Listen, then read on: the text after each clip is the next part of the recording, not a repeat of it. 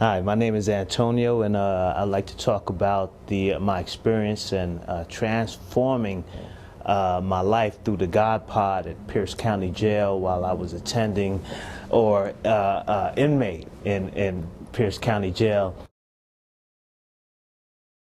I was sexually abused by my mother at from the ages of 5 to 12. I was in an incident with the mother of my children, who ran me over in her car, breaking my leg. And the current relationship I was in was full of verbal and psychological abuse, because she had knowledge of those past events. And so it led up, and the way I dealt with it was through drugs and alcohol, depression, and just, I would hide behind my strengths because I didn't want you to really know and reveal that it was just this hurt little boy inside.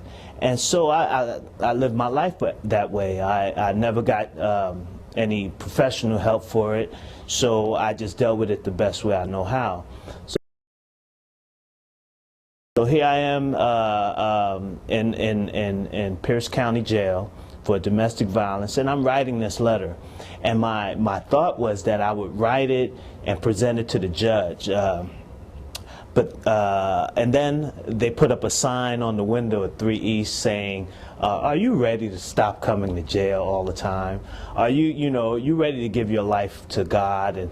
And I put in 3 kites to the chaplain to allow me to come to the God Pod. It said, come to the God Pod and change your life. And so that totally spoke to my spirit.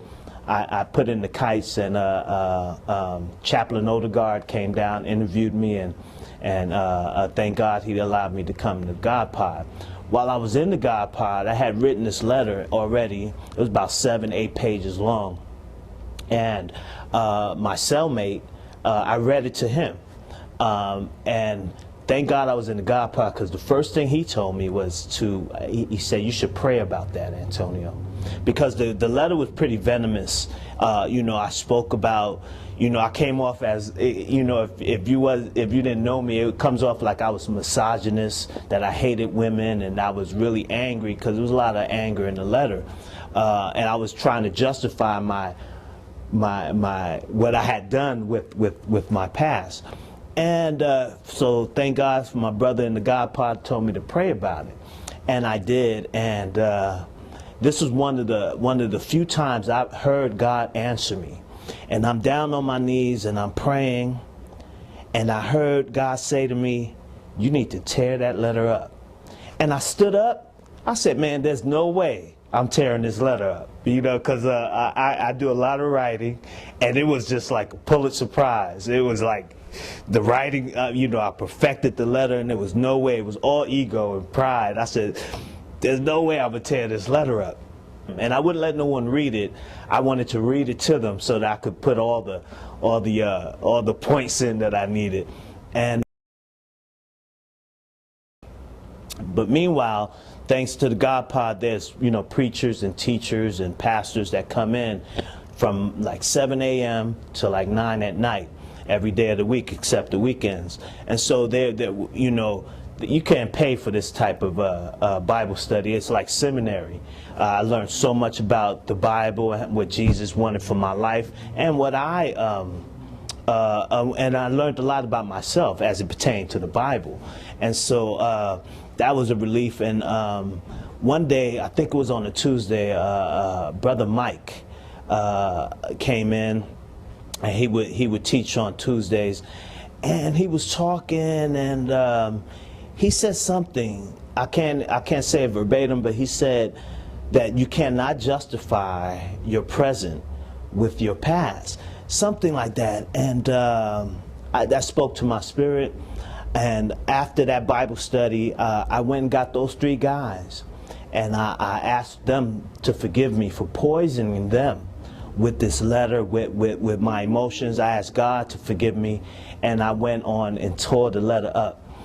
After tearing the letter up, I was relieved, though I didn't really know it at the time. It was God working on me.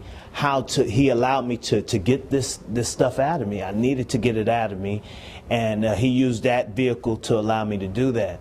And I tore the letter up. I apologized to the guys, and the truth literally set me free, because he asked me, you plead guilty, you get a felony, and then you go through the recommendations of the court, and you go on them with your life. And I never had a felony before, so I was really reluctant to do that. But the fact of the matter is that I did put my hands on this woman, and so I was guilty of that. And so one night I was in bed in the God pod, and I woke up. God woke me up like 3 a.m. in the morning, and I was crying, and I really sensed God's love in my life.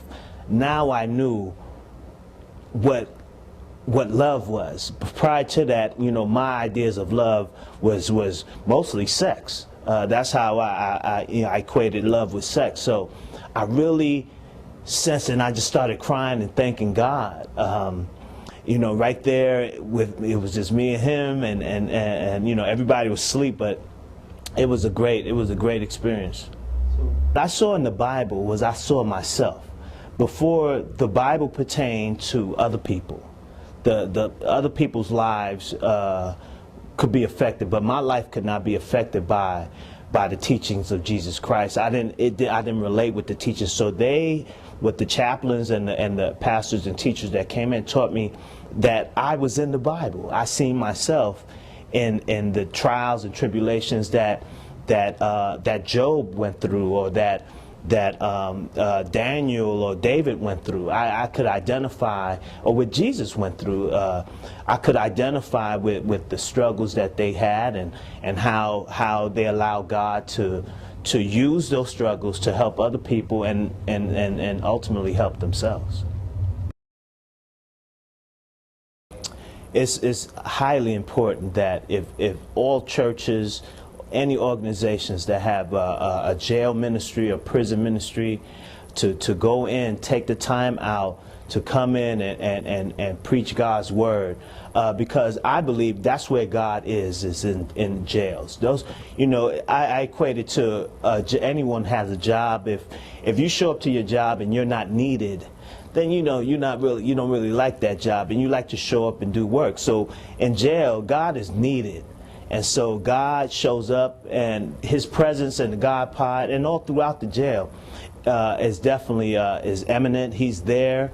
If you call out to Him, you really, because all your options kind of run out, and He uses that opportunity for you to hear Him, and He sits you down and stops you and gets you to listen. It's great. If you're in the midst of drugs and alcohol and your addiction, there's hope. There's hope. Reach out for help. You have to. If you reach out for spiritual help, ask God, attend church, get around people who are living the life that you wish to live. If you don't want to do drugs and alcohol, and you don't want to live that lifestyle, literally, they say the truth when they say you have to change everything. Go around people that it's not an easy transition, but it's definitely something that you have to do. You have to place yourself in a position where you get what your heart desires. And I know if you're out there and you're using drugs, it can't be fun no more.